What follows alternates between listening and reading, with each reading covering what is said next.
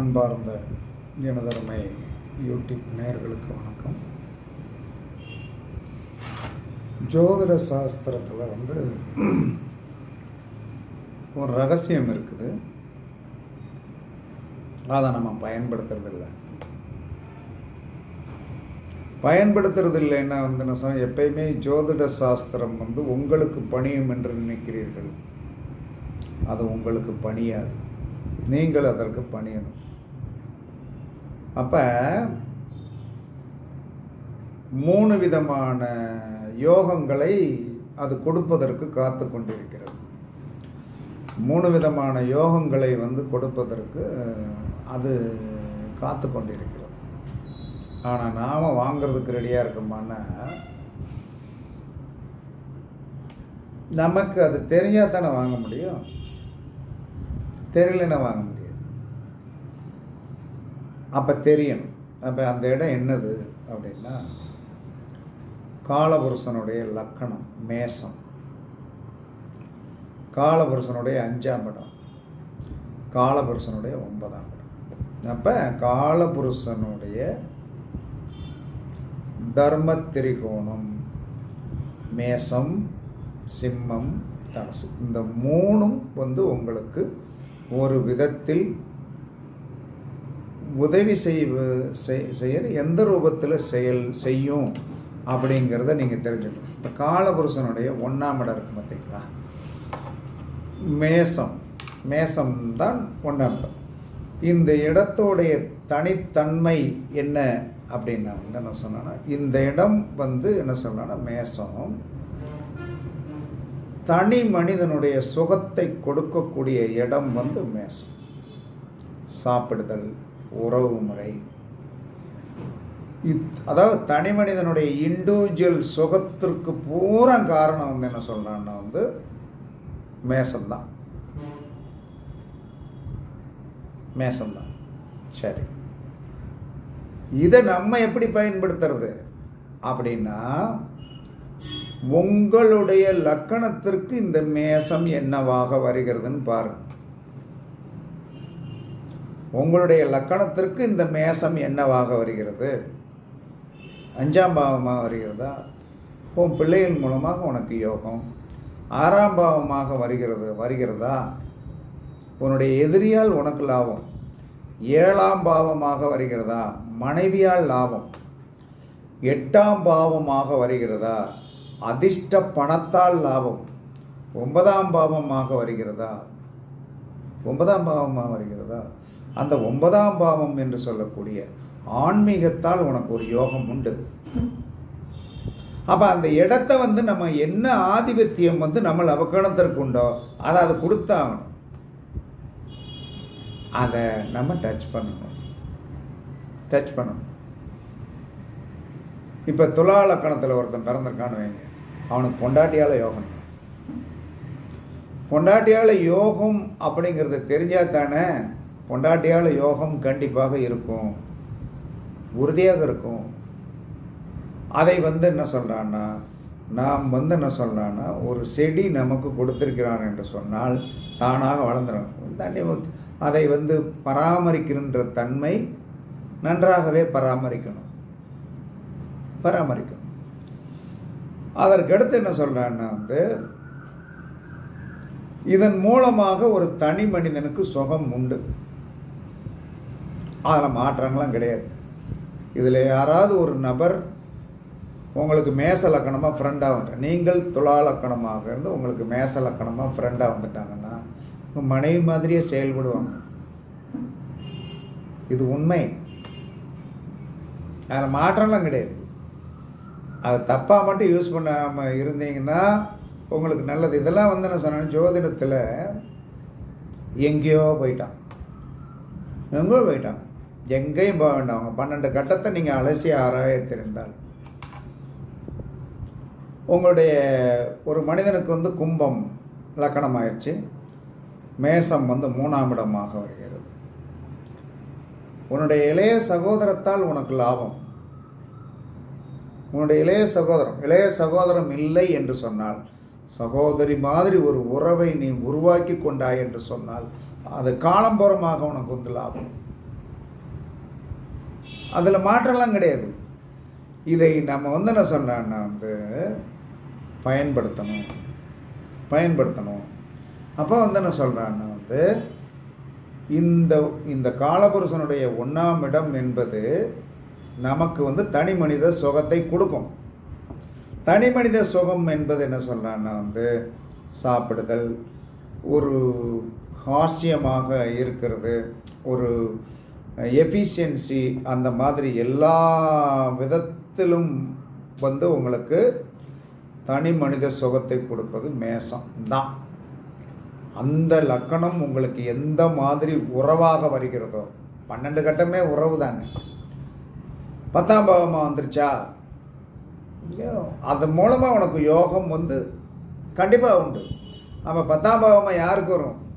கடகலக்கணத்தில் போய் பிறந்தவனுக்கு 10ஆம் பாவமாக மேசம் வரும். அதை பயன்படுத்த கற்றுக்கிடணும். அந்த உறவை அங்கே வேலை பார்க்குறவங்கள நல்லா நம்ம வச்சுக்கிட்டோம்னா நம்ம என்ன செய்யலாம்? சாதிக்கலாம். அதனால் இதிலிருந்து அறிவது என்ன? மேச லக்கணம் ஒரு மனிதனுக்கு எந்த பாவமாக வருகிறதோ அவனுடைய தனிப்பட்ட வாழ்க்கையில் சுகத்தை கொடுப்பதற்கு மேச லக்கணம் தயாராக இருக்கிறது. அதோடைய உறவு காரத்துவத்தை நீங்கள் பயன்படுத்த கற்றுக்கொண்டீர்கள் என்று சொன்னால் உங்களுக்கு லக்ஸுரிஸ் உண்டு. அதற்கடுத்து காலபுருஷனுடைய 5ஆம் இடம் சிம்மம். இந்த சிம்மம் என்ன சொல்லுது அப்படின்னா, புகழ், தனி மனிதனுடைய உயர்வு. தனி மனிதனுடைய உயர்வுக்கு என்ன சொல்கிறான்னா புகழ், தனி மனிதனுடைய உயர்வுக்கு இந்த காலபுருஷனுடைய 5ஆம் இடம் உதவி புரிவதற்கு காத்திருக்கிறது. எனவே நாம் எந்த லக்கணத்தில் போய் பிறந்திருக்கிறோமோ அந்த லக்கணத்திற்கு சிம்மம் எந்த லக்கணமாக வருகிறதோ அந்த உறவை நீங்கள் பிடித்துக் கொள்ளுங்கள். அந்த உறவை பிடித்துக் கொள்ளுங்கள். இப்போ என்ன சொல்கிறேன், எனக்கு தெரிஞ்சு ஒருத்தர் மேச லக்கணம் எனக்கு ஒரு 10, 11, 12, 10 வருஷமாக தெரியும். அவருடைய 5ஆம் பாவம் என்று சொல்லக்கூடிய புத்திரஸ்தானாதிபதி யால் அவருக்கு ஒரு உயர்வு உண்டு. இல்லையா? அப்போ 5ஆம் பாவம் ஒரு உயர்வை கொடுக்கணும். பெத்த பிள்ளை டாக்டருக்கு போயிடுச்சு, அந்த அம்மா என் பிள்ளை டாக்டருக்கு போயிடுச்சுன்னு கேட்பாங்க இல்லையா, என்ன பையங்களாம் என்ன செய்கிறாங்க அப்படின்னு சொல்லி கேட்கும்போது, என் பையன் டாக்டருக்கு படிக்கிறான் அப்படின்னு சொல்லும்போது 5ஆம் இடம் என்று சொல்லக்கூடியது காலபுருஷனுடைய 5ஆம் இடமாகவும் தனதுடைய லக்கணத்திற்கு 5ஆம் இடமாக வந்ததினால் பெத்த பிள்ளையால் அந்த அம்மாவுக்கு காலம் பூராகும் முதல் பிள்ளையால் அந்த அம்மா கடைசி வரைக்கும் பெருமை பேசிக்கிட்டே இருக்கலாம். இன்னார் பையனா? ஆமாம். இன்னார் பையன். ஓகே. இன்னும் உங்கள் பையனா? ஆமாம். அப்போ அந்த தனி மனித உயர்வுக்கு காலபுருஷனுடைய 5ஆம் இடம் உங்களுக்கு எந்த கட்டமாக வருகிறதோ அந்த இடத்தில் நீங்கள் புகழ் பெறலாம், உயர்வு பெறலாம், சமுதாயத்தில் ஒரு அந்தஸ்தை கொடுக்கும். காலபுருஷனுடைய 1ஆம் இடம் என்பது தனி மனித சுகம்.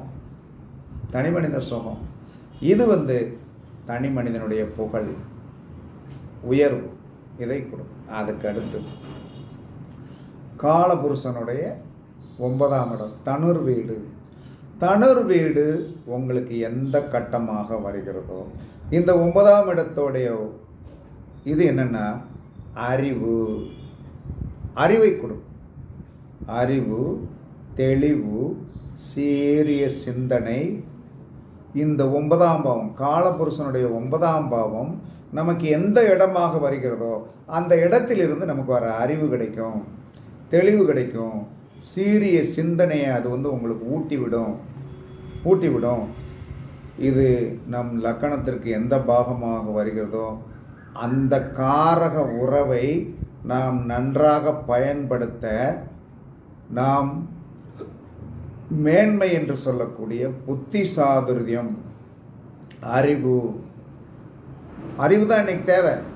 அது எந்த இடத்துல இருக்குது அப்படின்னா காலபுருஷனுடைய 9ஆம் இடம் நம்மளுடைய லக்கணத்துக்கு எந்த இடமா இருக்குது. நீங்கள் ராசிக்கு தயவு செய்து பார்த்து குழப்பிக்கிட்டு கிடக்காதீங்க. அப்போ காலபுருஷனுடைய 9ஆம் இடம் நம்மளுடைய லக்கணத்திற்கு எந்த இடமாக வருகிறதோ அந்த இடத்திலிருந்து உங்களுக்கு எப்பயுமே என்ன சொல்லணும், அறிவை கொடுக்கும், தெளிவை கொடுக்கும், சீரிய சிந்தனையை கொடுக்கும், ஆன்மீகத்தை கொடுக்கும், ஆன்மீகத்தில் பெரிய யோகத்தை கொடுக்கும். அந்த இடத்தில் என்ன சொல்லணும்னா, ஏதாவது உங்களுடைய லக்கணாதிபதி உட்கார்ந்துட்டான்மை, லக்கணாதிபதி உட்கார்ந்துட்டான்மை, உங்களுக்கு ஆன்மீகம் சார்ந்த இடத்தில் ஒரு பெரிய அறிவு பெட்டகத்தை கொடுக்கும். காலபுருஷனுடைய 9ஆம் இடம், நம்மளுடைய லக்கணாதிபதி அந்த 9ஆம் இடத்துல போய், காலபுருஷனுக்கு 9ஆம் இடத்துல போய் நம்மளுடைய லக்கணாதிபதி உட்கார்ந்திருந்தால், அந்த ஆன்மீகம் சார்ந்த இடத்திற்கு போன பிறகு அறிவு, தெளிவு, சிந்தனை, புத்தி அத்தனையும் கொடுப்பான். இந்த பாக்கியம் எனக்கு கிடைச்சிச்சு.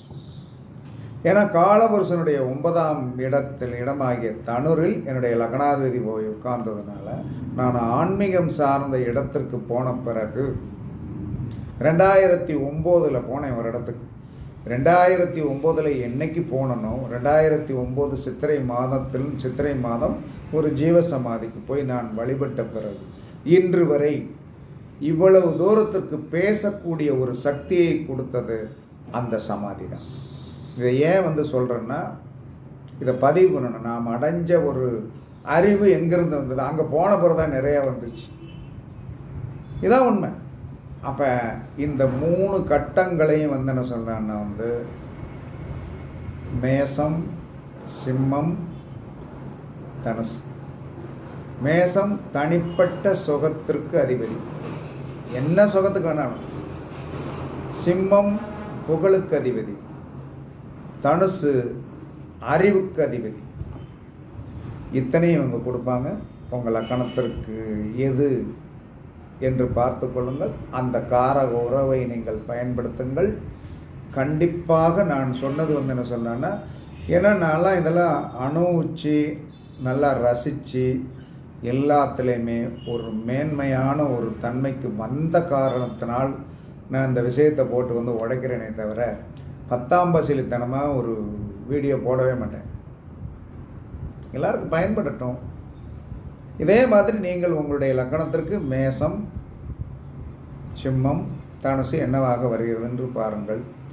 அந்த கட்டத்தை மட்டும் விட்டு விடாதீங்க. அந்த கட்டத்தில் ஏதாவது ஒரு கிரகம், உங்களுக்கு சாதகமான கிரகம் உட்காந்துருக்குறான். இந்த 3ல் ஏதாவது ஒன்று உட்காந்துருந்தாலுமே நம்மளால் தாக்கு பிடிக்க முடியாது. எனக்கு 3ல் என்ன சொல்கிறான்னா, 1 தான் உட்காந்துருக்கு. அந்த 1க்கே இவ்வளோ தூரத்துக்கு வளர்ச்சி. நிறைய பேருக்கு என்ன சொல்கிறான்னா, அதை பயன்படுத்துகிறதே கிடையாது. பயன்படுத்தாமல் வந்துருச்சு, எங்கெங்கோ தேடி அலைஞ்சிட்ருக்காங்க. நீங்கள் பயன்படுத்துங்கள். கண்டிப்பாக இந்த 3 கட்டங்களும் உங்களுக்கு எப்பயுமே உதவியாக இருக்கும். அதில் கிரகம் இல்லை என்று சொன்னாலும் அதற்குண்டான கிரகமே மேசத்துக்கு செவ்வாயும், சிம்மத்துக்கு சூரியனும், தனுசுக்கு குருவும் உங்களுக்கு என்றைக்குமே துணை இருப்பாங்க. ஆனால் அது லக்கண ரீதியாக எப்படி துணை வருவார்கள் என்பது உங்களுடைய லக்கணத்துக்கு தான் லக்கணம் என்னங்கிறத நீங்கள் கண்டுபிடிச்சி தெரிஞ்சுக்கிடுங்க. இது ஒரு பெட்டகம், அதிர்ஷ்ட பெட்டகம், இந்த 3 இடங்களும் என்று சாஸ்திரம் சொல்லுகிறது. அதனால் நீங்கள் கண்டிப்பாக இந்த 3 கட்டங்களுக்குண்டான தெய்வங்களை நீங்கள் நினைத்தீர்கள் என்று சொன்னால் கண்டிப்பாக உங்களுக்கு எல்லாமே கிடைக்கும் என்று கூறி உங்களிடமிருந்து விடைபெறுவது சிப்பிப்பாறை ஜோதிடர் சாதி ராகவன் ஜெயபாலாஜி. சுகமே சொல்க, சுகமே சொல்க. வாழ்க வளமுடன், வாழ்க வளமுடன். வணக்கம், வணக்கம், வணக்கம்.